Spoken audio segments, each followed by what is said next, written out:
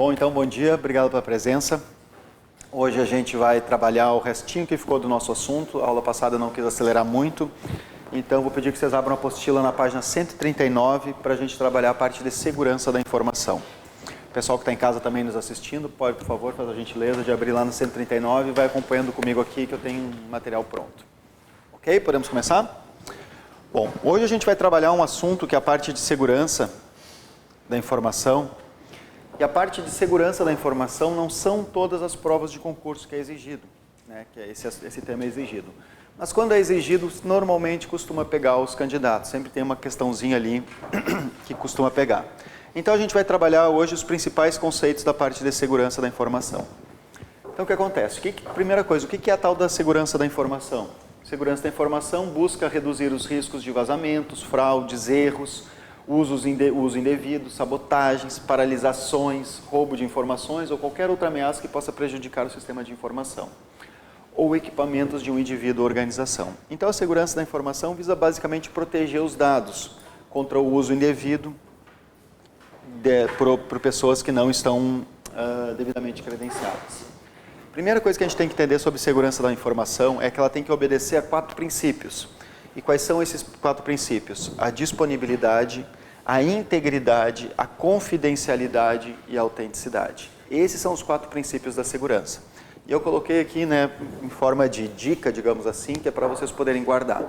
Então, esses 4 conceitos, eu vou pedir que vocês marquem bem aí na apostila, deixem eles bem visíveis, porque é basicamente aqui que as provas de concurso costumam pegar. Já vamos entender o que é cada um desses conceitos e como fazer para manter esses princípios, esses conceitos ativos.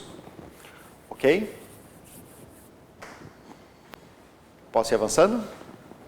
Bom, então o que acontece? Primeiro começamos pela disponibilidade. A que se refere a tal da disponibilidade? Disponibilidade nada mais é do que a proteção dos serviços prestados pelo sistema de forma que eles não sejam degradados ou se tornem disponíveis sem autorização. Então vai assegurar ao usuário acesso aos dados sempre que ele precisar. Pode ser chamado também de continuidade dos serviços. E qual é o recurso, qual é a ferramenta que mantém esse princípio ativo? Bom, a ferramenta eu gostaria que vocês anotassem aí, é a chave pública. Então dá um destaque aí na chave pública, que é esse princípio que vai manter a disponibilidade, é esse recurso, essa ferramenta que vai manter a disponibilidade dos serviços. Quando vocês acessam a conta bancária de vocês, as informações estão lá sempre que vocês desejam. Se vocês quiserem acessar a conta bancária às 4 da manhã, está lá as informações. E se acessar ao meio-dia, está lá as informações. Então, tem um conceito sendo mantido que é a disponibilidade. Depois da disponibilidade, o outro conceito é a integridade. Bom, integridade, né, consiste em proteger a informação contra modificação sem a permissão explícita do proprietário daquela informação. A modificação inclui ações como escrita, alteração de conteúdo, alteração de status, remoção e criação de informações. Então, o princípio, né, ou a ferramenta que vai manter esse princípio ativo vai ser o código hash, ou também chamado de resumo da mensagem. É isso que vai manter a integridade. Isso que é muito importante vocês anotarem, qual é a ferramenta que mantém o princípio. Ok? Depois o próximo princípio se refere à confidencialidade. Bom, confidencialidade significa proteger as informações contra a revelação para alguém não autorizado, interno ou externamente. Então consiste em proteger a informação contra a leitura ou cópia por alguém que não tenha sido explicitamente autorizado pelo proprietário daquela informação. A informação deve ser protegida qualquer que seja a mídia que contenha, como por exemplo mídia impressa ou mídia digital. Então mesmo que você guarde os seus dados lá num CD, num disquete até, digamos, né, mídia mais antiga, tem que manter, se você quiser manter a segurança, tem que manter a confidencialidade. E esse princípio é mantido pela criptografia dos dados. Bom dia, bem-vinda. Então, esse princípio vai ser mantido pela criptografia. Essa é a ferramenta que nós vamos utilizar, o recurso que a gente vai utilizar. E o último princípio é o princípio da autenticidade. Então, está associado com a identificação correta de um usuário ou computador. O serviço de autenticação em um sistema deve ser assegurado ao receptor que a mensagem é realmente procedente da origem informada em seu conteúdo. Esse recurso, esse princípio, será mantido pela assinatura digital, chave privada. Para a colega que chegou agora, página 139 da apostila, a gente está trabalhando a parte de segurança da informação. Então, esses são os 4 princípios básicos, mas olha o detalhe aqui, certo? A autenticidade, ela vai se desdobrar num outro princípio, que eu não coloquei lá, até para fechar aquela questão da dica, que é o não repúdio. O não repúdio está ligado, esse princípio está ligado à autenticidade. Ou seja, o que é o não repúdio? É a garantia de que um agente não consiga negar o ato ou documento de sua autoria. Essa garantia é condição necessária para a validade jurídica de documentos e transações digitais. Só se pode garantir o não repúdio quando houver autenticidade e integridade. Então, por favor, anota aí também no não repúdio que para esse princípio ser mantido tem que haver autenticidade e integridade na mensagem. Perfeito? Então, esses, na verdade, 4, mas aqui desdobrado em 5 princípios. Olá, bom dia, bem-vinda. Aqui desdobrado, então, em 5 princípios básicos da segurança da informação. Perfeito? São esses, digamos, os pilares que vão manter a informação segura. Ok? Agora vamos entender um pouquinho as ferramentas, como é que isso funciona. Entendemos os princípios, agora vamos entender as ferramentas. E quais são as ferramentas que a gente vai utilizar? Nós utilizaremos criptografia, utilizaremos certificado digital, assinatura digital e o resumo hash. Lembrar que criptografia nós vamos ter de 2 tipos, as criptografias simétricas e as assimétricas, e a certificação digital depois a gente vai entender que tem a ver com a autoridade de registro e a autoridade certificadora. Ok? Podemos ir adiante? Começamos então pela criptografia. O que é a criptografia? É a arte ou ciência de escrever em cifras ou em códigos. Então vai ser um conjunto de técnicas que vai tornar a mensagem incompreensível, permitindo apenas que o destinatário, e o emissor, que tem a chave da encriptação e decriptação, consiga ler a mensagem. Então a criptografia nada mais é do que embaralhar a informação para que só quem sabe a maneira de desembaralhar consiga ler o que está escrito. Basicamente é isso, certo? Vocês já devem ter usado, eu vou dar um exemplo bem simples, principalmente as meninas, no meu tempo de escola era assim, no meu tempo de colégio, o pessoal não tinha celular. Então as meninas, quando queriam mandar uma mensagem para outra, elas usavam códigos. Eu não sei se isso ainda existe hoje com WhatsApp, tudo isso, acho que hoje nem existe mais. Mas antigamente usavam códigos. Vocês chegaram a usar aqueles códigos? Estrela, lua. Aquilo é uma maneira de criptografar. Ou seja, só quem tinha a chave, ou seja, quem conhecia os códigos é que conseguiria ler a mensagem. É uma maneira de criptografia. Bom, como é que a gente criptografa? Usando algoritmos. Algoritmo é um método. Existem vários métodos diferentes de criptografia. Então, algoritmos são funções matemáticas usadas para codificar os dados, garantindo segredo e autenticação. Os algoritmos devem ser conhecidos e testados. A segurança deve basear-se totalmente na chave secreta. O que é a chave secreta? É um método criptográfico, é o algoritmo. Que essa chave deve ter um tamanho suficiente para evitar a sua descoberta por força bruta, ou brute force, que a gente já tratou em aulas passadas. Então, aqui um exemplo de mensagem criptografada. Essa mensagem era um texto, só que aquela foi criptografada por um programinha chamado Cryptos. Então é um exemplo da criptografia, a mensagem embaralhada. Só quem vai conseguir desembaralhar essa informação é quem tiver a chave, o algoritmo criptográfico, ou seja, tiver o código para desembaralhar. Agora, o que é importante a gente guardar? A criptografia ela pode ser feita de 2 maneiras, simétrica ou assimétrica. O que é simetria? A simetria é quando tanto o emissor quanto o receptor usam a mesma chave criptográfica, a mesma senha. Então, simetria é quando os dois utilizam o mesmo método, tanto para ler quanto para embaralhar a informação. O que acontece? A maioria da criptografia feita, a maioria dos casos que a gente acaba usando no dia a dia, é a criptografia simétrica. Um exemplo fácil de entender criptografia simétrica é quando o notebook de vocês ou o aparelho, né, sem fio que vocês usam está conectado ao roteador. Aquela criptografia que está sendo usada, né, a gente usa uma criptografia ou a senha, só para fazer uma perguntinha, vocês têm Wi-Fi em casa, rede sem fio? A rede sem fio tem uma senha para se conectar. Essa senha é a chave criptográfica. A senha que vocês usam na rede sem fio da casa de vocês é a mesma, tanto para o roteador quanto para o aparelho, né, o notebook ou o tablet que vocês utilizam, ou smartphone. Então, quando a senha é a mesma pelos dois equipamentos, tanto o emissor quanto o receptor, a gente diz que é uma criptografia de chave simétrica. Os dois equipamentos usam a mesma senha, ou os dois usuários utilizam a mesma senha. Alguns exemplos de criptografia simétrica: AES, Blowfish, RC4, 3DES e a IDEA. Então, aqui um exemplo de criptografia simétrica.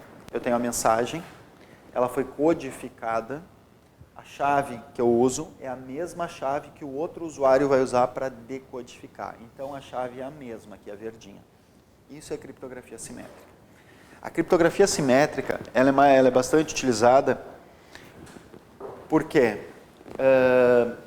ela é muito utilizada principalmente quando a gente tem um volume grande de dados no tráfego.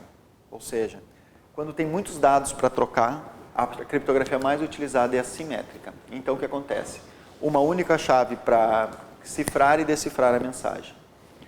A chave ela tem que ser compartilhada entre os usuários. Esse que é o grande problema dessa criptografia simétrica. Os dois usam a mesma senha. Então, tem que cuidar para que a senha não caia em mãos erradas. Certo? Depois, é um processo simples de criptografia e decriptografia, ideal para grandes quantidades de dados, grandes volumes de dados. Então, imagina você lá navegando na internet, a quantidade de volume de dados que teu computador está trocando com o roteador. Bom, e é mais suscetível a quebras de chave, a quebra da senha. Então, esses 4 conceitos aqui no finais, gostaria que vocês anotassem. Sobre a criptografia simétrica. Já vamos falar da assimétrica. A simétrica não tem muito detalhe. A assimétrica é que tem uns detalhezinhos a mais.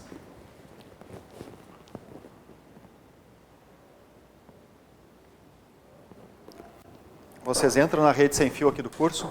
Alguém se conecta seu smartphone pela rede sem fio do curso? Um exemplo aqui, a rede sem fio do curso é uma rede de criptografia simétrica. Vocês chegam ali na secretaria e pedem a senha. A senha que vocês usam é a mesma no aparelho de vocês e lá no roteador. E mais, todos os usuários dessa rede utilizam a mesma senha, a mesma chave criptográfica. Então, criptografia de chave simétrica, uma única chave para cifrar e decifrar. A chave tem que ser compartilhada entre os usuários. Esse é o ponto frágil da senha, né? O ponto frágil da criptografia simétrica. Processos simples de criptografia e decriptografia, ideal para grandes quantidades de dados. E o último é mais suscetível à quebra de chave, à quebra da senha. Lembrar que esse material estará disponível para vocês lá no portal do aluno.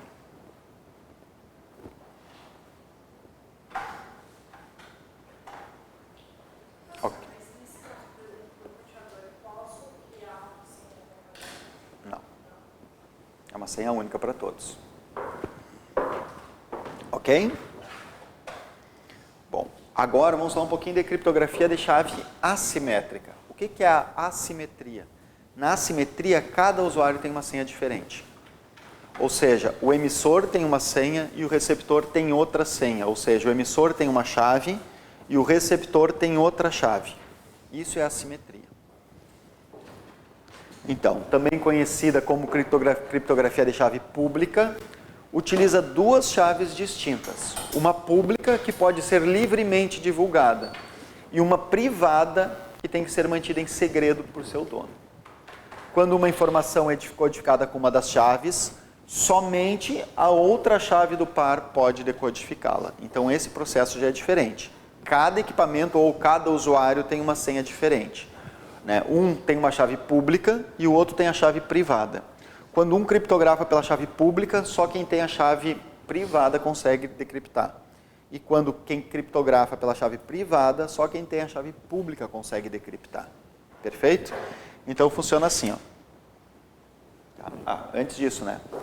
Qual a chave que deve ser usada para codificar depende da proteção que se deseja. Se confidencialidade ou autenticação, integridade e não repúdio. A chave privada deve ser armazenada de diferentes maneiras, pode ser armazenada de diferentes maneiras, como um arquivo no computador, um smart card ou token aqui, ó. Esse é o token, certo? Então a chave vai ser mantida ou em forma de arquivo no nosso computador, ou dentro de um smart card, ou então de um token. Muito comum o pessoal pedir a questão do token, né? Hoje em dia em provas. Tokenzinho nada mais é do que um pendrive. Nesse pendrive tem um arquivo que vai permitir então a criptografia, tem a chave. Exemplos de método, né? Exemplos criptográficos, RSA, que é um dos mais utilizados aí, eu acho que vocês devem ver, é um dos que vocês mais vão ver por aí. O DCA, ECC, mas principalmente o RSA. Então aqui nós temos um exemplo de criptografia assimétrica. O emissor, ele codifica a mensagem com a chave pública e envia a mensagem. A mensagem vai criptografada. O outro usuário, ele vai decriptar a mensagem com a chave privada, a chave que só ele tem poder dele, que ninguém mais possui. Agora veja o seguinte. Posso ir adiante? Veja o seguinte, ó. Funciona assim, então. Vamos ver aqui nesse exemplo. Seja o exemplo onde José e Maria querem se comunicar de maneira sigilosa. Então, eles terão que realizar os seguintes procedimentos. José, eu botei João lá. José, desculpa, troca aqui por José, tá? José codifica uma mensagem utilizando a chave pública de Maria. Maria tem duas chaves. Uma pública, que fica na mão de todos, e uma privada, que só ela tem.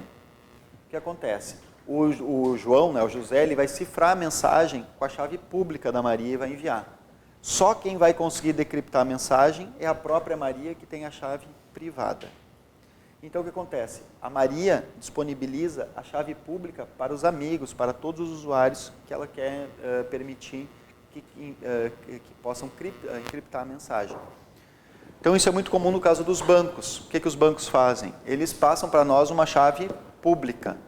E através dessa chave pública a gente se conecta ao banco. Só que a nossa conexão com o banco é uma conexão cifrada, ou seja, codificada. E só quem vai poder decodificar a mensagem é o banco, que tem a chave privada. Então o que acontece? O banco, ele adquire duas chaves. Nós já vamos ver onde é que ele vai adquirir essas chaves. Ele adquire duas chaves. A pública fica em poder dos usuários e a privada fica em seu poder. Essa criptografia, ela demora mais tempo na troca de dados, por isso ela não é comum para grandes volumes de dados. Para grande volume de dados, a criptografia mais comum, né, o método mais comum é a criptografia simétrica. Então, a assimétrica requer um pouco mais do sistema. Só lembrar que depois, quando Maria quer mandar uma mensagem depois da resposta, ou quer mandar uma mensagem aqui para o João, para o José, né, como é que é feito isso? Maria vai encriptar a mensagem usando a chave pública do José, aqui do João, certo? Então, ela vai mandar com a chave pública a mensagem, só o João vai poder então abrir a mensagem. Então esse processo é o processo de criptografia assimétrica. Cada um tem uma chave. Então, criptografia assimétrica usa as chaves diferentes para cifrar e decifrar. A chave para criptografar é compartilhada, pública, mas a chave para decriptar a mensagem é mantida em segredo, ela é privada. Os processos são mais lentos, viável apenas para pequenas quantidades de dados. E é praticamente impossível quebrar as senhas. As chaves. As senhas não, né? Mas as chaves. Colega que chegou agora, nós estamos na página 139, não sei se você está com o material. Quem está chegando agora, nós estamos na página 139. Então, criptografia de chaves assimétricas, usa chaves diferentes para cifrar e decifrar. A chave para criptografar é compartilhada, pública, mas a chave para decriptografar é mantida em segredo, é privada. Os processos são mais lentos, viável apenas em pequenas quantidades de dados. E é praticamente impossível quebrar as chaves. Bom, posso ir adiante? Mas existem outras ferramentas além da criptografia, né? Quais outras ferramentas? O certificado digital. Bom, então primeira coisa, né? Como é que uma empresa ou um usuário consegue adquirir aquelas chaves? Bom, ele vai adquirir aquelas chaves numa autoridade certificadora que a gente vai ver daqui a pouquinho. Então, o que é o tal do certificado digital? O certificado digital associa a identidade de um titular ou um par de chaves eletrônicas, uma pública e uma privada, que usadas em conjunto fornece a comprovação de identidade. Então, é uma versão eletrônica digital de algo parecido com uma cédula da identidade. Então, o certificado digital vai ser uma certificação de que aquela máquina ou aquele usuário é quem se diz ser. Por quê? Porque o certificado digital ele funciona como uma cédula da identidade. Serve como prova, então, da identidade reconhecida diante de qualquer situação onde seja necessária a comprovação da identidade.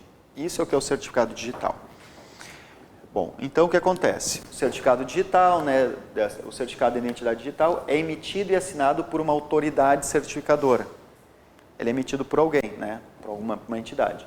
Para tanto, essa autoridade, né, usa as mais avançadas técnicas de criptografia disponíveis nos padrões internacionais. Então é uma padronização. Para emissão, a chancela digital do certificado digital, beleza. Vamos aqui. E como é que é feito, então? O que tem num certificado? Como é que é feita essa certificação? O certificado digital é um arquivo eletrônico que contém dados de uma pessoa ou instituição, utilizados para comprovar sua identidade. Muito bem. Esse arquivo pode estar armazenado em um computador ou em outra mídia, como o token e o smart card. Então, o certificado digital também pode estar presente num cartão ou então no token. Bom, exemplos semelhantes de certificado digital é o CNPJ, é um tipo de certificação, o RG, o CPF, carteira de habilitação de uma pessoa. Cada um deles contém um conjunto de informações que identifica a instituição ou a pessoa e a autoridade, para esses exemplos, órgãos públicos, que garante a sua validade. Beleza, então da mesma forma que existe, digamos, no mundo físico, documentação que comprova quem eu sou, e essa documentação é emitida por um órgão, a mesma coisa existe então na questão digital. No sistema digital também existe maneiras de identificar, como? Através dessa certificação. E essa certificação é emitida por um órgão, que é a autoridade certificadora. O que a gente vai encontrar no certificado digital?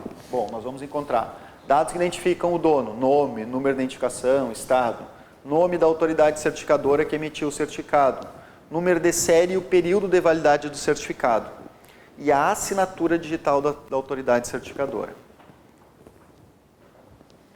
Então, o que acontece? Não esquecer que o certificado digital ele tem um período de validade. Tem que estar sempre renovando. Não sei se vocês querem anotar, querem que eu segure um pouquinho aqui o slide. Posso passar? Lembrar que vai estar disponível depois, vocês podem ir com calma. Bom, o que mais que nós vamos tratar aqui de certificado digital? Bom, existem diversos tipos de protocolo que usam certificados digitais de comunicação.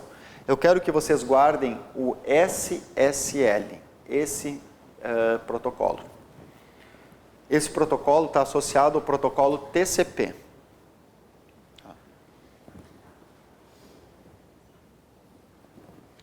O Security Socket Layer. É uma camada, né? É uma camada a mais no protocolo TCP. Justamente que está envolvido o HTTPS. Está associado ao HTTPS isso.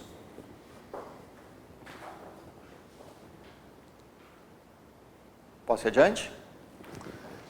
Bom, então veja o seguinte, ó. SSL talvez é a mais difundida aplicação dos certificados digitais e é usada em praticamente todos os sites que fazem comércio eletrônico na rede. Vocês já devem ter observado que quando vocês estão navegando por uma aplicação segura na rede, aparece lá o HTTPS. E esse S vai garantir aqui o cadeado. Ou seja, a troca de dados criptografada entre a minha máquina e a máquina do outro usuário. Então, o SSL teve a primeira fase de adoção. Bom, aí fala um pouquinho sobre o SSL. Bom, então o que a gente vai entender sobre certificação digital? O que é o cadeado lá? O que acontece quando eu clico no cadeado? Clicando no cadeado, aqui eu estou dando um exemplo pelo Gmail, tá? Estava usando o Gmail. O que acontece? Clicando no cadeado, vai aparecer então essa caixinha de diálogo.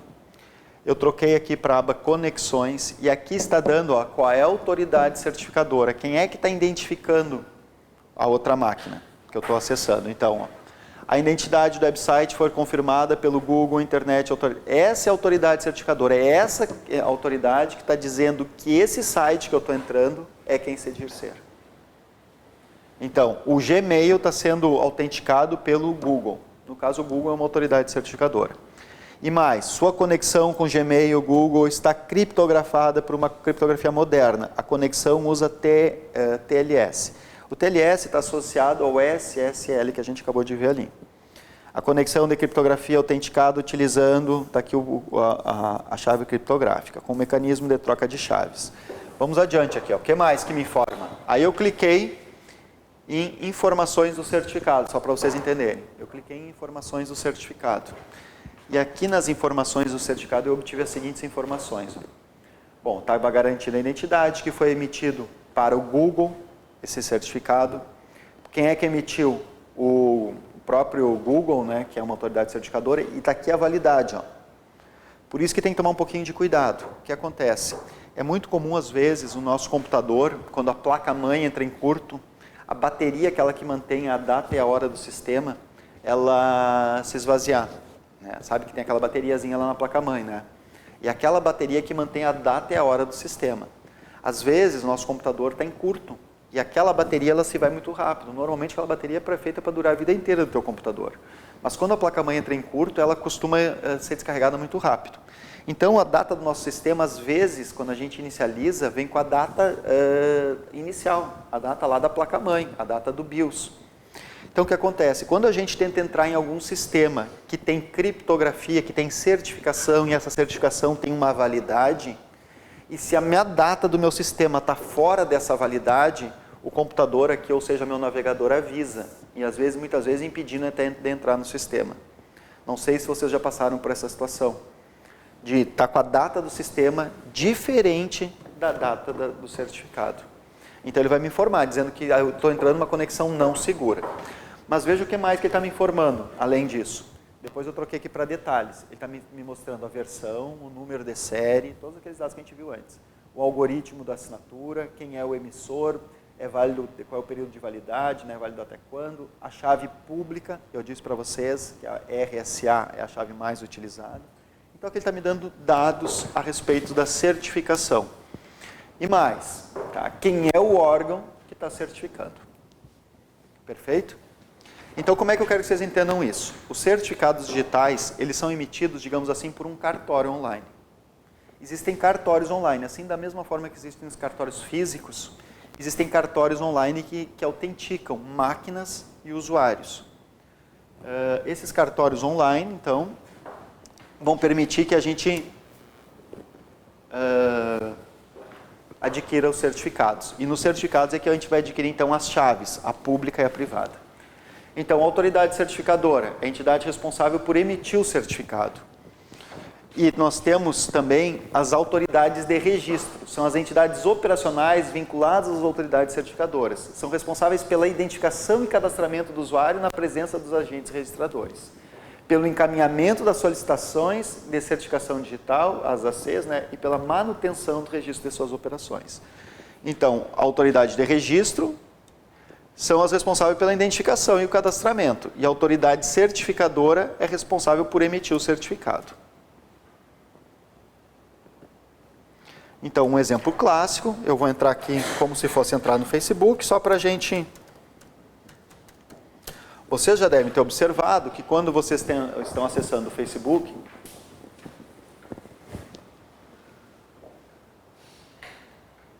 vamos ver aqui se estamos com rede.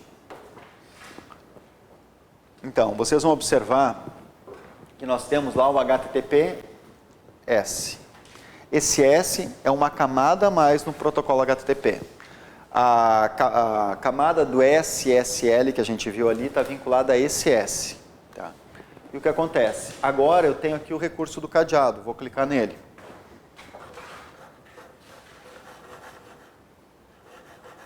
Nosso computador aqui parou.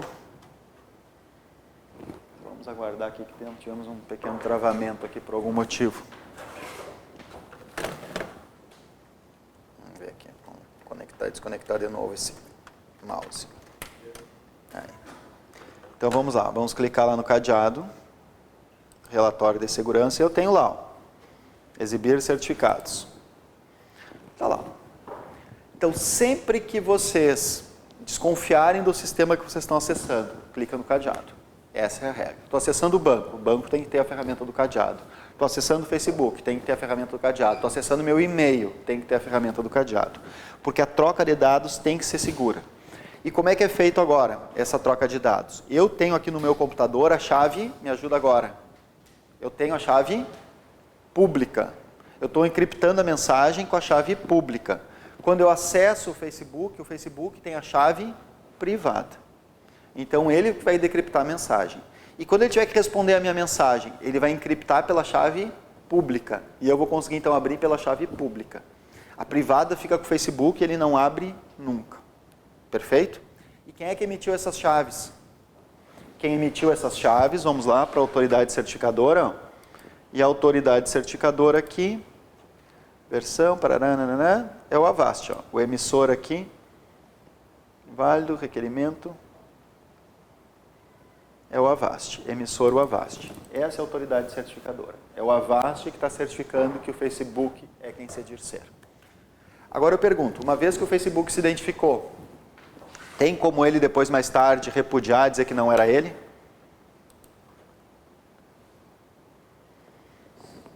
Então é para isso é que agora entra uma outra ferramenta, que é a assinatura digital. Certo? Então primeiro a gente viu a criptografia. O que é a criptografia? É uma forma de cifrar a mensagem. Bom, agora só criptografar é pouco, né? Só cifrar é pouco. Porque se eu só cifro, se eu só codifico, ainda eu não tenho, ainda tem a questão de a outra máquina ou outro usuário é quem se diz ser. Bom, então quem vai resolver isso é a assinatura digital. Que nada mais é do que um código, que através dessa, utilizado junto com a chave privada, de modo então, esse código vai ser uma maneira de poder identificar quem está remetendo a mensagem. Portanto, a assinatura digital só tem assinatura digital quando o processo a criptografia é de chave pública e privada, ou seja, é assimétrica. É só na assimetria que vai ter assinatura digital. Na simetria, não. Então, o que é uma assinatura digital? É justamente nesses tabeliões online, nesses cartórios online, o usuário adquire uma assinatura, ou a empresa adquire uma assinatura, e assina todos os documentos que ela envia com essa assinatura. Para mais tarde poder ser reconhecida. Porque veja bem a questão agora. Olha bem aqui. Ó. A assinatura digital visa resolver dois problemas não garantidos apenas com o uso de criptografia. Quais são os dois problemas? Os dois problemas são de autenticidade e o outro problema é de integridade. Por exemplo, será que a mensagem foi modificada? Será que o conteúdo da informação foi modificado? Isso é integridade. E será que o Facebook é quem se diz ser? Ou será que a outra máquina ou a outra empresa, o outro usuário é quem se diz ser? Então, autenticidade porque com a assinatura digital garante que quem enviou a mensagem é quem se diz ser. A integridade porque também garante que quem enviou mandou exatamente aquela mensagem.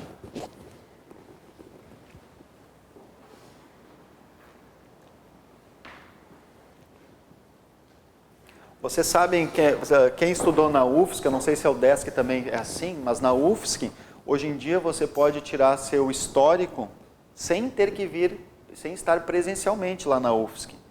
E como é que aquele documento que a UFSC me envia, eu dou credibilidade para ele? Porque aquele documento foi assinado digitalmente. Oi? Exatamente. Por quê? Porque hoje em dia é muito comum as empresas, os órgãos, terem uma assinatura digital. Eles vão assinando todos esses documentos com assinatura.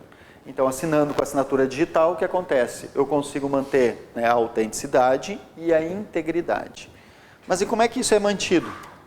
Bom, Então, só para lembrar, a assinatura digital se baseia em criptografia assimétrica. A diferença entre a assinatura digital e a criptografia assimétrica é a forma como as chaves são usadas. Na assinatura digital, o remetente usará a chave privada para assinar a mensagem. Quer dizer, o Facebook, quando ele me manda a mensagem, ele me manda com a criptografia usando a chave pública, mas ele envia junto a assinatura dele. E através dessa assinatura, então, é que eu confirmo que o Facebook é quem se diz ser. Por outro lado, o destinatário usará a chave pública do remetente para confirmar que ela foi enviada para aquela pessoa. Garantiremos assim que o remetente não vai dizer: ei, não fui eu que mandei a mensagem. Isso é o não repúdio. Um exemplo clássico é assim, ó, vamos voltar para o mundo físico. Digamos que eu quisesse alugar essa sala aqui do curso Energia. Quero fazer um contrato com o curso Energia. E o curso Energia exige que no contrato eu reconheça a firma. O que é reconhecer firma? É ir no cartório e assinar o contrato na frente do tabelião. O tabelião vai olhar minha assinatura, vai comprovar e se realmente for eu, ele vai carimbar e vai autenticar. Mais tarde tem como eu ir na frente de um juiz e dizer que não fui eu que assinei aquele contrato? Não, porque o tabelião tem fé pública, quer dizer, ele confirmou minha assinatura dando fé. Perfeito? A mesma coisa aqui. Então, mais tarde, não tem como o Facebook, como um banco, ou, por exemplo, como um Gmail da vida, dizer: não fui eu que te mandei a mensagem. Foi porque ele assinou digitalmente. Agora, também, junto com a assinatura digital, é criado o tal do resumo hash. O que é o resumo hash? É um código de 20 caracteres que é criado junto com a mensagem, para evitar que a mensagem seja alterada. Se a mensagem for alterada, esse resumo vai ser alterado. Se você mudar um caractere, o resumo já é alterado. Então, o resumo hash nada mais é então que um método, né, criptográfico, que quando aplicado a uma informação, independente do tamanho que ela tenha, gera um resultado único e fixo. Por que fixo? Porque tem 20 caracteres. Então, ele vai manter a integridade dos dados durante a transferência. Quando o e-mail é enviado, é calculado o hash, através de um programa, né? Um programa que faz o cálculo do resumo hash. E é enviado junto com a mensagem. Quando a mensagem chega ao destinatário, ele pode comparar o que foi enviado com o resumo. Se os resultados forem iguais, bom, então a integridade foi mantida. Certo? Bom, o que acontece então? Para que a gente pode utilizar então esse resumo hash? Para verificar a integridade de um arquivo armazenado no meu computador, por exemplo, em backup. Eu posso, então, nos meus backups, gerar um valor hash, um resumo hash, para controlar se o arquivo foi ou não alterado. Para verificar a integridade de um arquivo obtido na internet, coloco lá o arquivo e coloco do lado o resumo hash, para ter certeza que ninguém alterou aquele arquivo. E para gerar as assinaturas digitais. Ok? Então a gente pode ver, voltando aqui, ó, ao nosso Facebook, ó, voltando aqui à exibição dos certificados e aos detalhes, ó. Até vou abrir aqui a lupa para a gente poder ver com mais detalhe.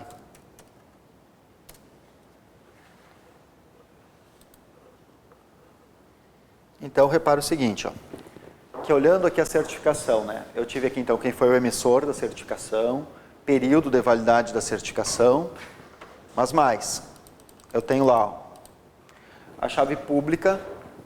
E a chave pública que eu estou usando é a RSA de 2048 bits. Só para entender como é que é feita a criptografia, como é que é feito o embaralhamento da informação. A informação é embaralhada assim, ó. A informação é em zeros e uns, né? Ela está em binário. Só que o que acontece? Quando a gente usa algum algoritmo criptográfico, ele insere cadeias, conjuntos, no caso aqui de 2048 chaves de 2048 bits, para embaralhar a mensagem. Ele faz isso, ó, coloca esses códigos no meio da minha mensagem, esse conjunto de zeros e uns. É assim que é criptografado. Em cadeias em chaves de 2048 bits. 2048 zeros e uns intercalados no meio da mensagem para embaralhar a mensagem. É assim que é feito. Então essa é a chave pública. E mais, ó, mas temos mais uns detalhes aqui. Eu tenho também, ó, o algoritmo da identificação, muito bem. Esse aqui, ó, SHA, nada mais é do que a nosso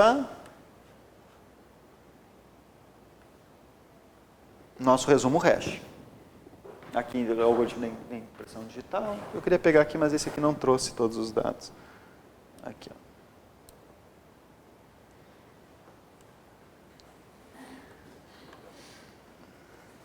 Vamos adiante? Agora, para finalizar essa parte de criptografias. Aqui, então, a hierarquia das autoridades certificadoras. Isso aqui não costuma cair, só para vocês entenderem. Caixa Econômica Federal é uma autoridade certificadora. Tem a autoridade certificadora raiz. E ela passou isso para outros órgãos fazer a certificação. Um outro, Serasa, é uma autoridade certificadora. Então, tem algumas autoridades que são utilizadas. E para isso, nós vamos fazer agora uns exercícios aqui para a gente dar uma fixada. Tenho 3, 4 exercícios aqui sobre esse tema. Depois a gente vai fazer uma revisão, já vamos fazer a revisão de todos os assuntos e também vamos revisar essa parte. Mas já podemos ir fazendo esse aqui. Então, essa questão diz assim: a criptografia utilizada para garantir que somente o remetente e o destinatário possam entender o conteúdo de uma mensagem transmitida caracteriza uma propriedade de comunicação segura denominada. É a autenticação que mantém mantém a propriedade do remetente e destinatário transmitir dados de forma criptografada. A criptografia é a autenticação? Não. É a confidencialidade? É a confidencialidade. Por isso que eu pedi para vocês marcarem em vermelho. Tá? Ali, lembra que embaixo de cada uma das ferramentas, ó, até vou voltar. Então, criptografia, lá, ó, a primeira. Confidencialidade, o que mantém é a criptografia. Grande parte das questões vocês vão matar só com isso aqui. Se quiserem, eu repasso essa primeira parte para vocês anotarem, se não anotaram. Porque grande parte das questões você vai matar só com esse. O que vai manter a integridade é o resumo hash. Tá? E a confidencialidade também em criptografia.